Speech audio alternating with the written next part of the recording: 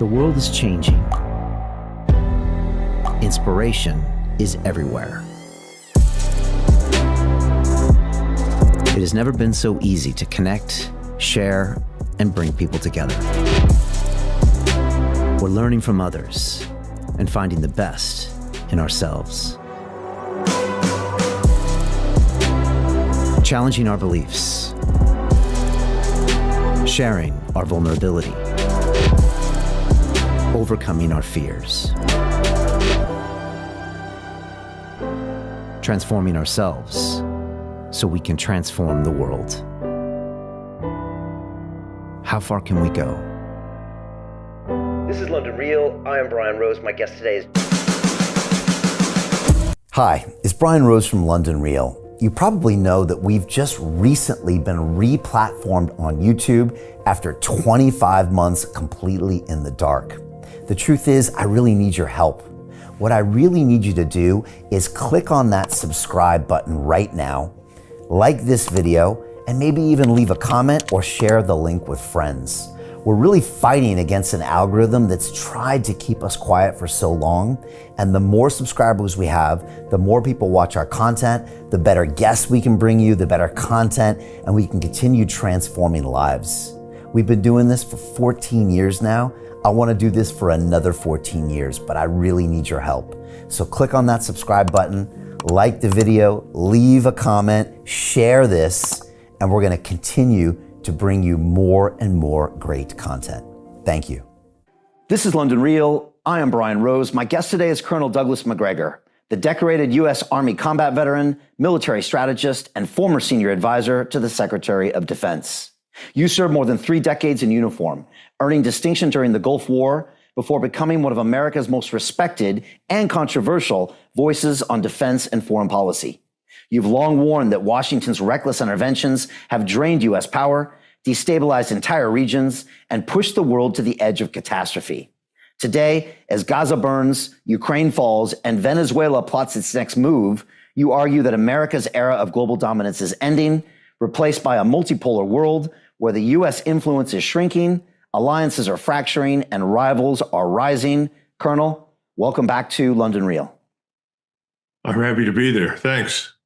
Colonel, I'd love to go to a section of the world that we haven't been talking about in the last 6 months, and that's what's happening now in the Gulf. We've seen Venezuela now seem to be kicking off. There was an article in the FT that said its military was preparing for a U.S. strike. We're seeing these drug boats blown out of the water. We're seeing Colombia's president really calling out, I think, President Trump. And now we're seeing, I think, an aircraft carrier moved into the region. I'm really curious what you see going on here and what are the potential implications for the U.S. and the world. Well, admittedly, it is very difficult for people outside the country as well as inside to follow everything that's happening. Benjamin Franklin was asked by someone standing outside of Independence Hall in Philadelphia after the Constitutional Convention ended what sort of government we were going to have. And he said, you're going to have a republic if you can keep it. And right now, I think we have probably a drama queen republic if we can keep it. Everything is theater. It's unending. And President Trump seems to love this sort of thing. But the theater is confusing. It sends people in the wrong directions. This is especially true in Moscow. You know, the Russians are very serious people. They take what's happening on their borders very seriously. That's why we have a war. So they don't understand Trump. He suddenly expresses a willingness to meet, but then his staff backtracks and says, well, we've got to go back to a ceasefire, when he realized there would be no ceasefire until we had some sort of agreement hammered out. So he calls up and says, I'm not coming. Well, the Russians interpret that as potentially threatening. Then he imposes more sanctions, again, more threats, although these sanctions, frankly, don't amount to a tinker's dam. But having said that, simultaneously, he's withdrawing U.S. forces from Romania and Bulgaria. And I expect he'll withdraw the forces in Poland and probably Lithuania and elsewhere. Why? Because we're not postured to fight the Russians. No one in the United States has any interest in a war with Russia. I think we have a lot of saber rattling at the moment in Eastern Europe. That will probably continue. But if you're a Russian, you're trying to figure out what does this man want? He's pulling forces out, but he still threatens. He says he wants an agreement, but he goes back to the ceasefire. And when we say no for the 99th time until we have an agreement, he imposes more sanctions. So this is a huge problem. You're asking the right question, but there's no easy answer because we have no coherent national security strategy. None. Everything is impulse driven. So when you turn to the Middle East, what's the policy? Well, the policy is that we're going to do whatever Israel wants us to do. That's no mystery. You know, it's very interesting to me that this woman, Machado, who's been named as the possible successor to Maduro if we succeed with regime change in Venezuela, she's the new Nobel Peace Prize winner. She immediately says, if I'm the president, if I take over, we will move our embassy to Jerusalem. Well, why would somebody in Venezuela give a damn where the embassy was in Israel? I think she knows where the power lies. I think she understands the audience that she's playing to. So that kind of informs us as to where we're likely to go in the Middle East. And when we say likely to go, it's wherever Israel wants us to go. And I think the Emirates understand that. I think Qatar understands it. I know Kuwait does. I think Saudi Arabia understands it. Doesn't mean they like it, but they know it. And talking about the Venezuela situation, I mean, a aircraft carrier there that's a pretty big show of force. Does it worry you what's going on down there right now? Well, it does, but perhaps not for the reasons that the administration would say. You know, we've been listening to this drug war rhetoric now for a very long time. It's becoming increasingly difficult for many of us to take it seriously. When you have an organization like the CIA that is well known for its involvement in drug trafficking, when you talk about the border, yes, the appearances are better, the optics are better, but illegal human and drug trafficking continues. In fact, a lot of it goes right through the legal ports of entry because the drug cartels are paying the customs officers to turn a blind eye to their material. So they're informed in advance that a truck's coming through, going to someplace, let it through, don't obstruct, and they get an extra $30,000 every month on top of their existing pay. We have a great deal of difficulty dealing with that. That's why I had recommended a long time ago to the president, we need to put the military on the border and put it under military control and then rotate battalions on and off until the place is secure. Because you can't compete with the flood of money that cultivates corruption. That's a huge problem. It's a huge problem inside the United States. So right now, the drug cartels can continue to do a lot of damage to us, regardless of what we do to Venezuela, I'll be frank. All they need at the moment is a van with a map of the interstate highway to deliver their human or drug packages wherever they're sending them for money. That's the problem. I don't think this is going to solve that. But what it will do, and this is something I'm very concerned about, is it will once again remind the Latin American republics and peoples down there of just how threatening we are, because we have a long track record of intervention down there, whether it's El Salvador or Nicaragua, you name it. We've been in and out of these places. And I'm already hearing people say, well, this will be like Panama, just like Noriega. Well, Noriega was removed. I don't think that ended drug trafficking permanently. I don't see any evidence for that. Has it suppressed it? I'm sure somewhat, but there are always other ways to engage in this criminality. So the idea should be you stop it at the border and you stop it in your coastal waters. If you can't do that, then you have to enforce law inside the United States. And you're not going to get very far unless you are harsh. And the man who demonstrated just how effective this is was Lee Kuan Yew in Singapore. If you come into Singapore and you are peddling drugs, you will face the death penalty. Sure, you'll go to trial. You'll have a jury trial. But that's what you're facing if you do this. And, Mao used to say all the time to his party members, shoot one, educate a million. You never have to execute very many people to get the point across. It comes across pretty quick.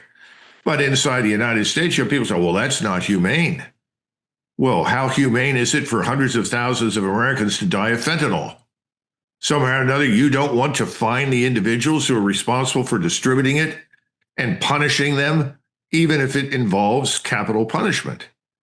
If you're trying to save them, that's what you have to do. Bombing Venezuela, attacking Colombia, if we marched into Mexico, that would not help our case. The last thing that we want to do south of the border is invade someone else's country or start killing people. That's just not a good idea. And let's look at Venezuela for a minute.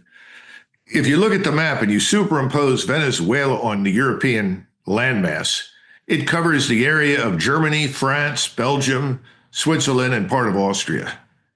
It has a 1,700-mile coastline, 1,379 miles it shares with Brazil, 1,380 miles it shares with Colombia.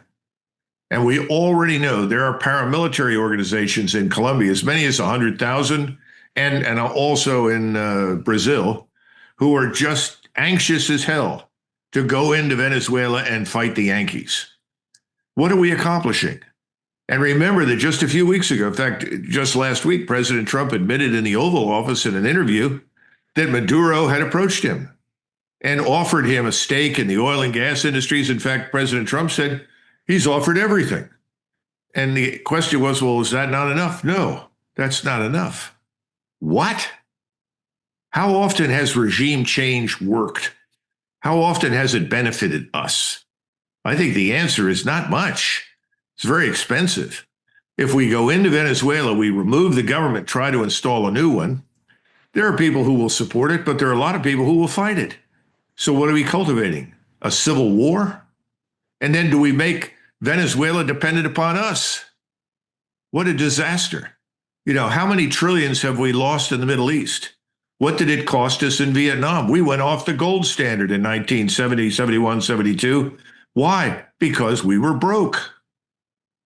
So, this doesn't make any sense, but it's more of this sort of drama queen behavior.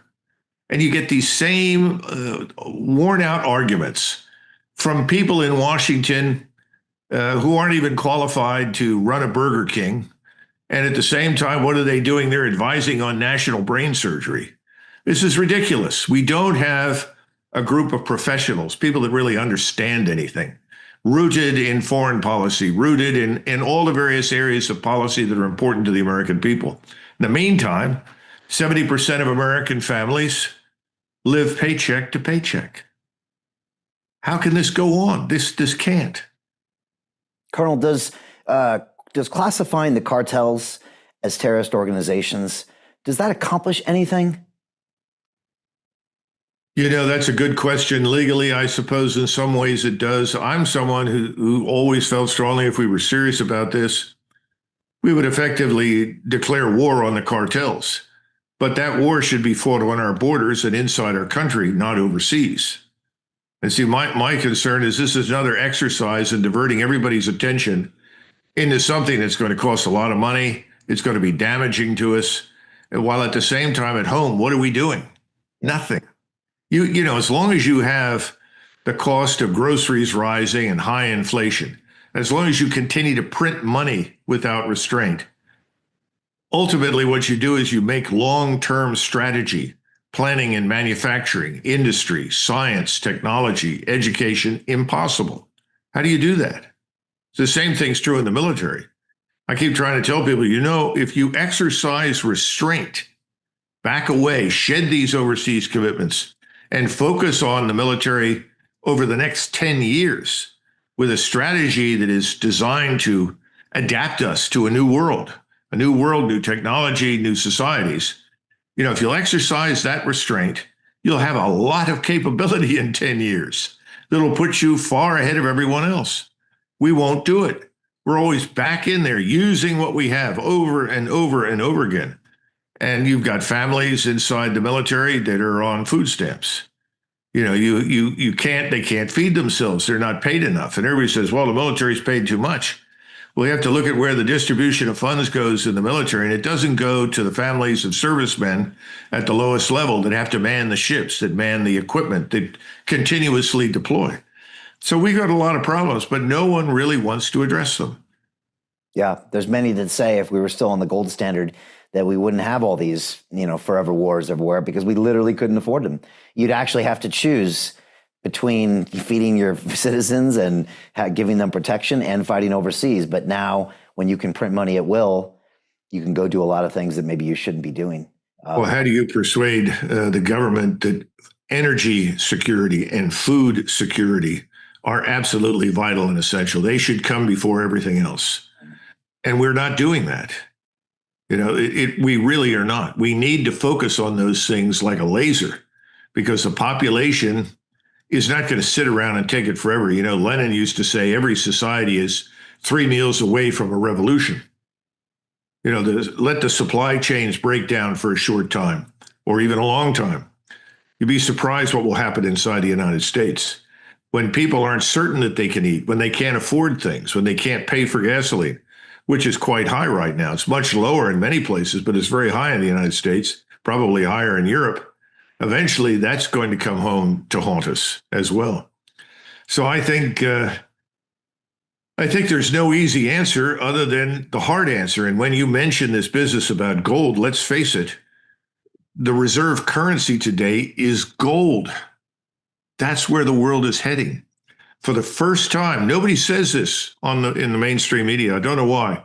Nassim Taleb brings it up from time to time, but right now, all the countries, the central banks all over the world collectively have more gold than the U.S. Treasury.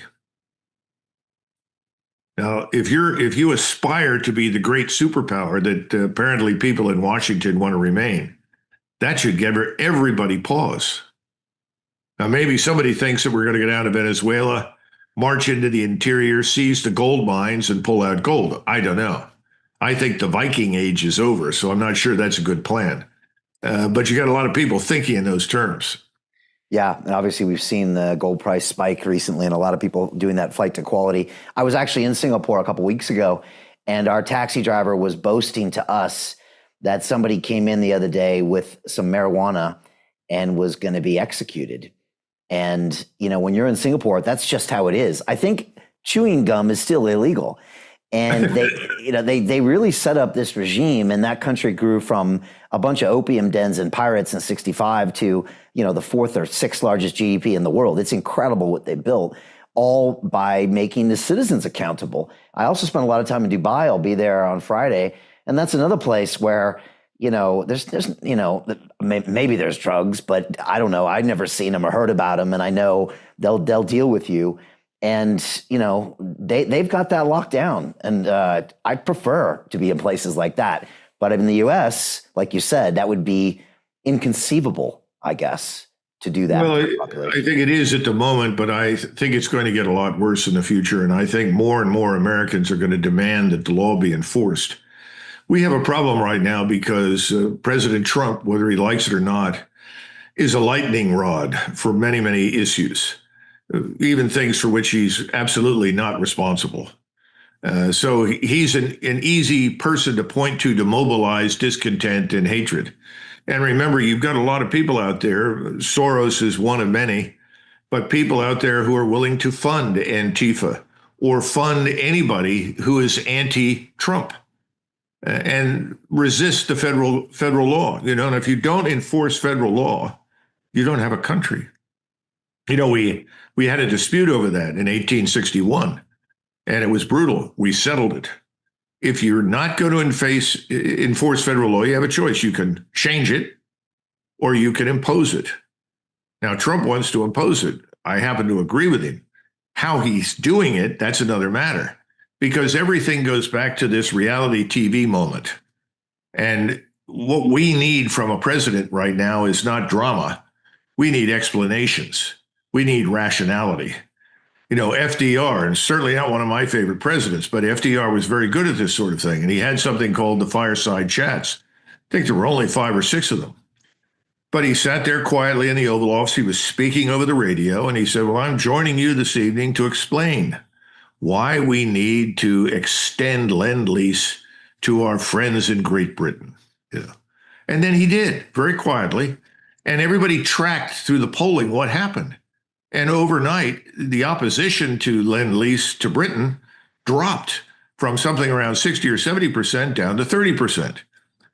That's kind of what we need right now. We need someone to stand in front of the map and say, let me show you where the drug trafficking is happening, where the illegal human trafficking has occurred, and what we need to do to deal with these issues. This is our strategy. Now I'm going to introduce you to the man I put in command of this effort. And by the way, we've been through many, many exercises in the deportation of illegals. Everybody thinks this is new. After the stock market crash, President Herbert Hoover, who was by no means military in his bearing or thinking, deported 9 million Mexicans. Now, did he deport them because he didn't like Mexicans? Absolutely not. But these were people that had come here and stayed here. And he said, I've got to open up the jobs that they are doing for Americans. And you've heard this business, oh, Americans won't do that. That's why we have these people. Well, guess what? When the Depression set in, Americans did all of those jobs. And so his real purpose was, let's get these non-Americans out of here, or they'll become targets. People will say, what are you doing here in my country? Why are you getting this or that? And right now, we're treating all of these illegals as though they were our own citizens. In fact, in many cases, they're being treated better. I think you have something similar in your country right now that's aggravating and annoyed people. You can't ignore the vast base of your citizenry. You have to listen to them. And I think these issues are going to become more acute as our economic position worsens, as our financial position worsens. Colonel, I think Trump is meeting, I think today, with Xi in South Korea, and apparently he's asking for them to block or limit some of those precursor chemicals going to Mexico, which maybe is involved in fentanyl. Obviously trying to get a trade negotiation going there as well. What do you make of our relationships right now, or relations with China, and that whole tour right now in Asia? Well, before we go to China, let's look at what just happened in Japan. Because he went there and he met with the new prime minister. The new prime minister is a hard right-wing nationalist. Now, I have no problems with that. I salute everybody that wants to defend their country. That's fine with me. But the point is, she is very different from her predecessors. She was widely supported by the imperial bureaucracy, because that bureaucracy still reports to the emperor, though nobody talks about it. And they are all professionals, and they wanted her because they were tired of Abe sort of vacillating back and forth between what should or should not be done. And they absolutely did not want to bring in millions of people from the Middle East. They're not interested in that kind of immigration. So she meets with Donald Trump, and she tells Donald Trump, we're with you, we'll support you. Japan is already heavily invested in the United States. They've been invested here almost as long as the British. Now, they talked about more investment. Toyota has already stood up and said, I don't know what Donald Trump is talking about, saying we're going to invest billions of dollars in the United States. We're not going to do that. So I think some of the assumptions that he made after he was there are false. But she said, I will nominate you to be the next Nobel Peace Prize winner. And by the way, we bought you this wonderful set of golf clubs, probably the most expensive set of golf clubs in the world. And we so admire you and appreciate all that you've done. So he reduces the tariffs to 15%. And then he mentions oil and gas and says, well, we're very sorry, but we're very dependent on cheap energy here, and we will continue to buy our oil and gas from Russia. And oh, by the way, we're going to sign a peace treaty with Russia, because the Japanese never really did at the end of World War II. So 80 years later, they're going to sign a peace treaty. And he said, well, that's great. And he went on to Korea. Now, what do you learn from that? You learn that the way you deal with President Trump is that you flatter him. You cultivate him. You reassure him. You make modest deals on the side and then tell him that you're going to support him for the Nobel Peace Prize, and it looks like you can get pretty much what you want.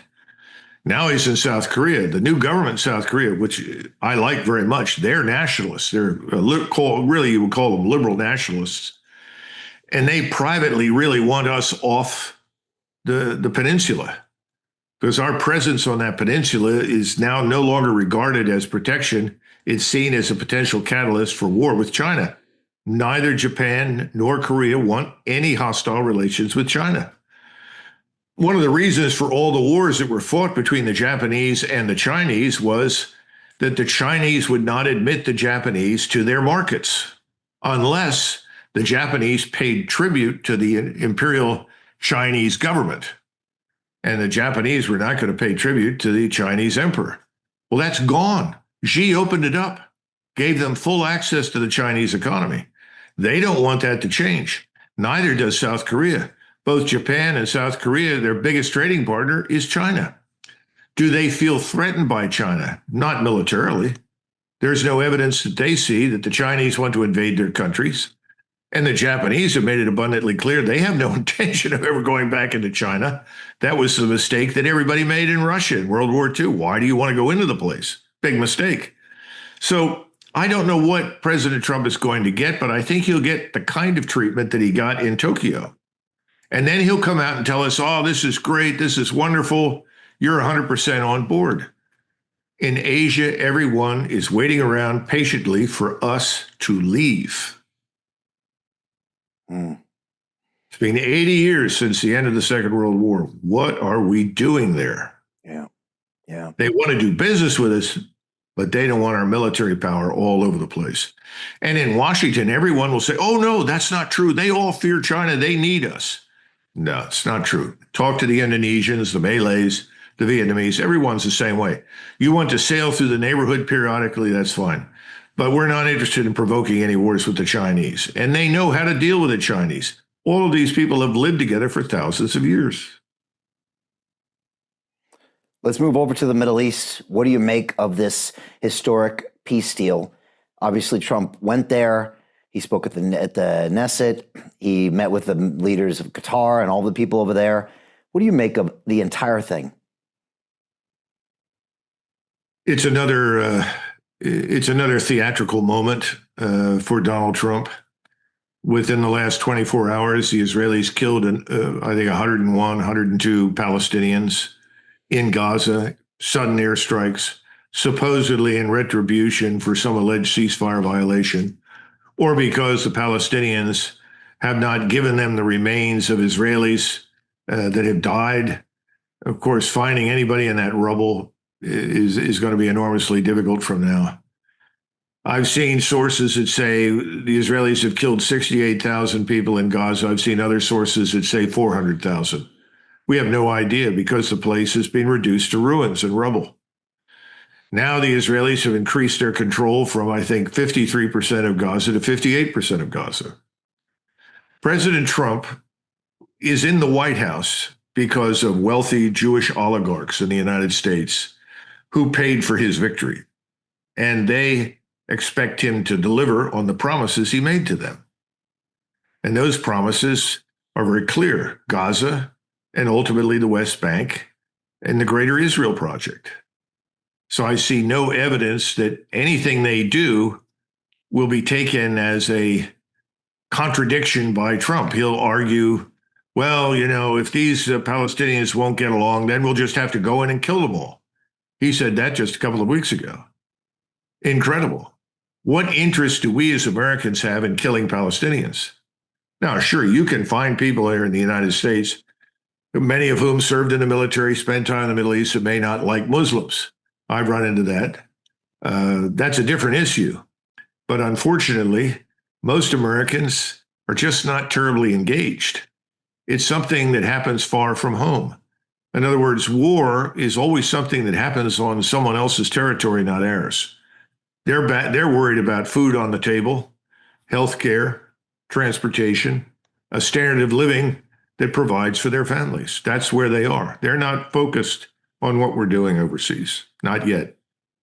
Were you surprised that so many governments came together to sign that treaty, from Egypt to Indonesia to Saudis and the Qataris and the Emirates? Were you surprised that all of that happened? No. All of the ruling elites in the Middle East are for sale. Everybody knows that. Their populations know it. Just because they showed up doesn't mean that there's great love for us or Israel at the moment, anywhere in the region. You also have people like Sisi. Sisi is desperately dependent upon billions of dollars from the United States to hold things together in Egypt. I mean, why else would he let the Egyptian army sit idle while the Israelis murder Palestinians? It's not just because, well, we don't like Hamas. A lot of people don't like Islamist radicals in the Middle East. That's not new. But he doesn't want to risk a confrontation with us. Nobody in the region does. Nobody wants to go to war with us. But we've made it abundantly clear that if you don't cooperate with what we want, and that specifically means with Israel's project, then you're going to be our enemy. And if you're our enemy, it's going to get tough. Now, at the same time, let's not kid ourselves. Back to the gold issue. The Chinese have opened gold vaults. One is in Hong Kong and one is in Riyadh. And this is literally a warehouse where hard gold will be stored. And the idea is that ultimately gold replaces the petrodollar. That when you make purchases and energy and other things, they're going to do business with you in yuan. Right now, Saudi Arabia does all its business with China in yuan. And China is probably the top partner for purchase of oil and gas. That's very important. We're moving into a different world now where you're going to end up with a divergence between the United States and Europe and the rest of the world. Simply because BRICS is growing and building a parallel financial system, right, along with parallel institutions. Now, we all said just 5-10 years ago, sitting here in the United States, because I sat around and listened to people in the government say it, well, this is true, but they'll never get there very fast. You know, we'll be king of everything for at least 2 more decades, maybe more. They can't threaten the dollar, blah, blah, blah. Everyone is now saying, wow, look how far they have come. Now, the Chinese will tell you flat out, our banking system is not nearly as sophisticated as yours. So it's going to take a lot longer to get there. They admit that. But it's clear they're working on it, and they're doing very well.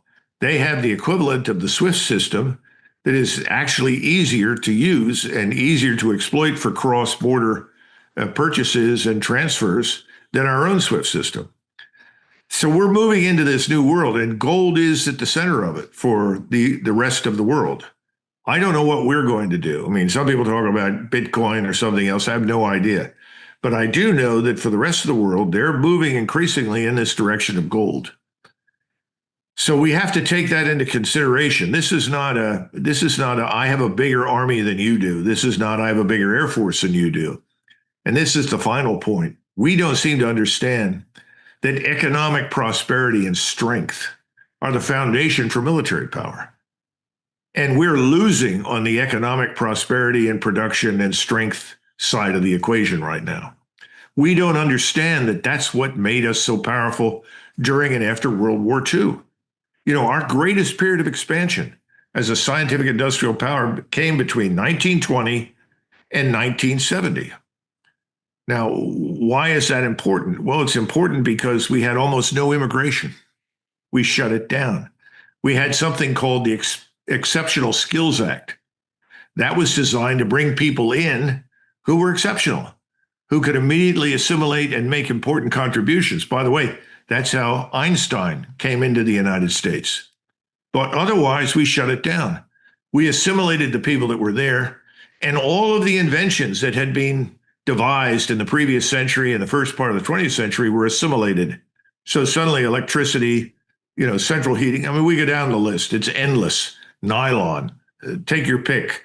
You know, we went from a world where most people grew up on a farm with an outhouse to a world where we had central heating, indoor plumbing. Our whole standard of living skyrocketed. And the building of the manufacturing process that just expanded overnight during World War II was then rapidly transformed into commercial use.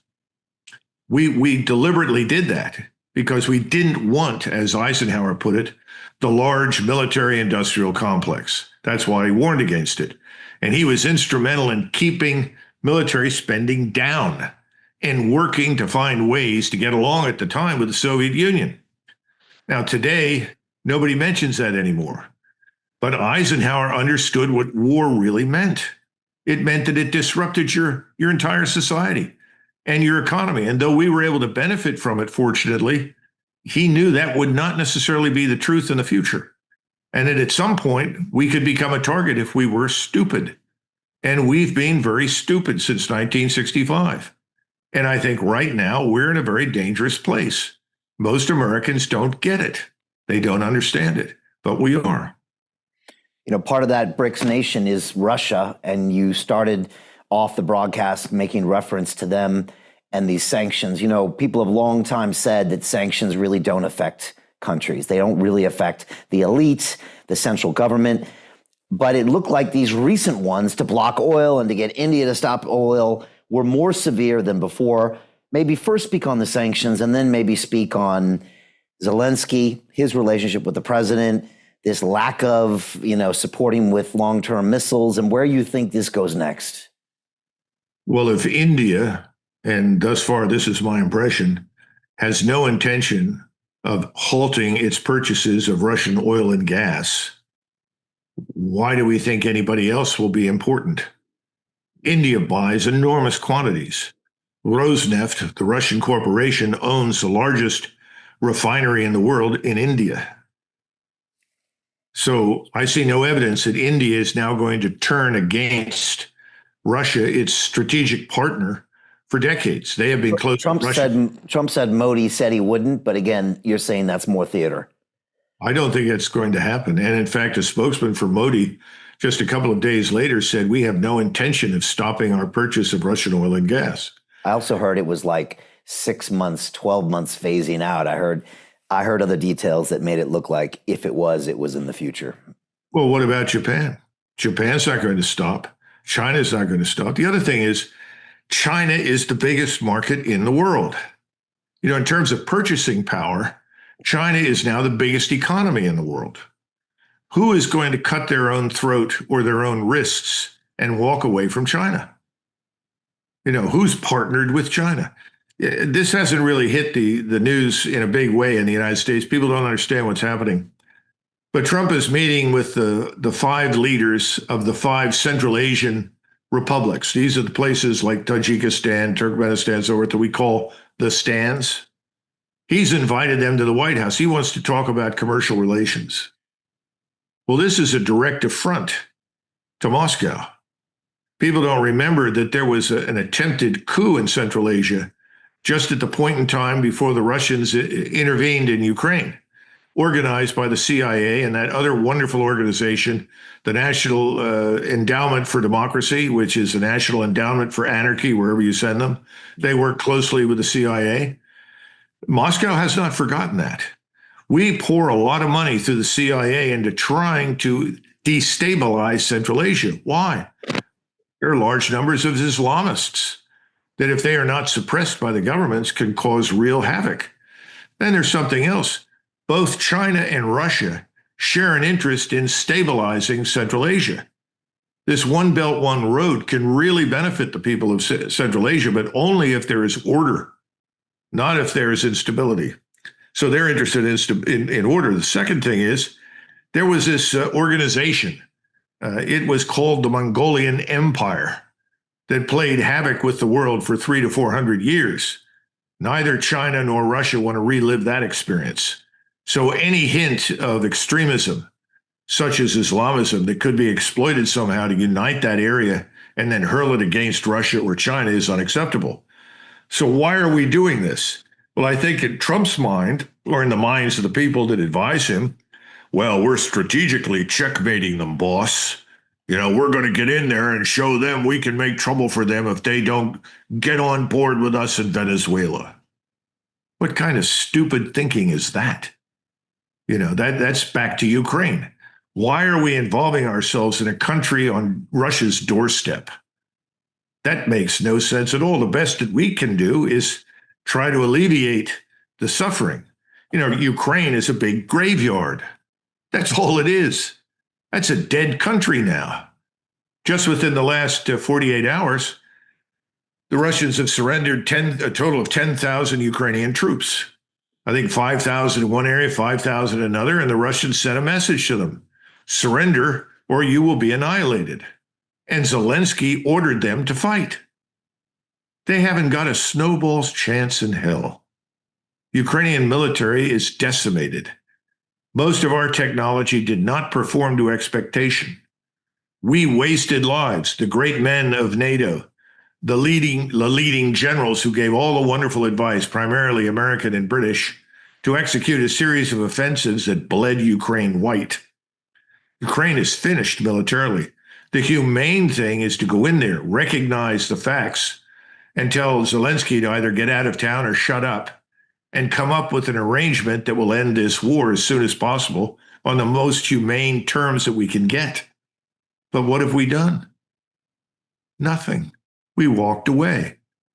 If it can't be this theatrical moment, the great moment on the stage, then Donald Trump doesn't like it. Now, he came in on the side, maybe more so, of Russia, and basically dressing down Zelensky, saying, you have no cards, you better make a deal. And it seemed to me that behind the scenes, when he got no modicum of cooperation from Putin, he turned 180 degrees to where now you said he's canceling meetings in Budapest and saying, they don't want to deal with us, and he's putting sanctions on them. I mean, is part of that Putin not being willing to compromise whatsoever? Is it under Putin's control, or is it his generals? And then lastly, can he stay in control more if the war continues? Oh, Putin isn't going anywhere. You can throw the would-be criminologists out and forget them. Those people say, oh, well, he could be overthrown. They're out of their minds. He is very solid. He is in control. Don't kid yourself. If anything, the Russians would like him to be a lot tougher than he's been. He is being seen and has been from the beginning as this semi-Westernized Russian who believes that Russia has a future with West. I happen to agree with him. But then again, I'm from a different background from the people running the show right now. They seem to think that Russia is permanently stuck in the Cold War. It isn't. It is no longer a Soviet state. It has no territorial ambitions. It was forced into what it has done for its own security's sake. But we refuse to recognize Russia's legitimate national security interests. We can argue that we have national security interests in the Caribbean. We do. We have very strong interests in Mexico. Now, the question is, how do you pursue it? And the last thing that we need to do is invade somebody. That just isn't necessary. There's no great army armed to the teeth by the Chinese and the Russians preparing to invade the United States. There are no batteries of cruise missiles and theater ballistic missiles sitting in Mexico ready to be fired at us. So let's not get into this nonsense of invading Mexico. Hopefully, people will, maintain their composure over that. But that wasn't true for Putin. He was looking at this metastasizing cancer. It's something that he absolutely underestimated. He did not understand what was really happening in Ukraine. He thought that he could go in with a small force, send a signal, and people would understand. Then he discovered, I'm not fighting Ukraine. I'm fighting NATO and Washington. And they want to kill us. They want to destroy us. So that, under those circumstances, what could he do? He stops at the beginning of the summer of 2022.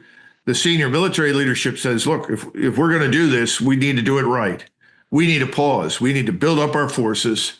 And then we need to orchestrate this thing very carefully to achieve the aims and goals that you've set. And so you have a pause of this man, Surovikin, General Surovikin, who I think will ultimately go down in Russian history as one of the heroes, because he was the man that built this strategic defense. And then NATO generals, utilizing vast quantities of Ukrainian manpower, threw hundreds of thousands of lives away month after month after month trying to penetrate this strategic defense. Now, we don't want to go into detail about why and how that happened, but you would have thought somebody would have wakened up and said, wait a minute, we're up against something very different. This is a new way of war. It didn't happen. And so now we're looking at about close to 1.8 million Ukrainian soldiers dead. And we're still talking about sending weapons. Who's going to use them? Now Macron wants to send the French Foreign Legion, 2,000 men. I don't see that doing anything. But the bottom line is that if I were a Ukrainian, I'd get rid of Zelensky. And I think there are probably large numbers of surviving Ukrainian soldiers that would like to do that, because this has no point anymore. This has no purpose. And we got to get off this train that says, well, you invaded Crimea. Well, the Russians controlled Crimea from 1776 onward. And the enemy they defeated was one of the greatest enemies in the world. It was the Golden Horde, the Tartar Khanate that had plagued Russia for hundreds of years and stolen women and children as slaves. I mean, nobody knows any of this in the West. And here's the worst part. Nobody cares. Most people will never see this opportunity. Dubai luxury transformation projects have historically delivered 40 to 90% annual returns. That is incredible. These were once reserved only for insiders with access. I spent 15 years on Wall Street and I learned this: the biggest returns always go to the people who get the call first. Now, you finally can. We've just received a brand new project with major upside potential. Allocations move fast. Click the link, apply now, and speak to my team. This is your chance to see what others never will. Hi, it's Brian Rose from London Real. You probably know that we've just recently been re-platformed on YouTube after 25 months completely in the dark. The truth is, I really need your help. What I really need you to do is click on that subscribe button right now, like this video, and maybe even leave a comment or share the link with friends. We're really fighting against an algorithm that's tried to keep us quiet for so long. And the more subscribers we have, the more people watch our content, the better guests we can bring you, the better content, and we can continue transforming lives. We've been doing this for 14 years now. I want to do this for another 14 years, but I really need your help. So click on that subscribe button, like the video, leave a comment, share this, and we're going to continue to bring you more and more great content. Thank you. Most people will never see this opportunity. Dubai luxury transformation projects have historically delivered 40 to 90% annual returns. That is incredible. These were once reserved only for insiders with access. I spent 15 years on Wall Street and I learned this: the biggest returns always go to the people who get the call first. Now, you finally can. We've just received a brand new project with major upside potential. Allocations move fast. Click the link, apply now, and speak to my team. This is your chance to see what others never will.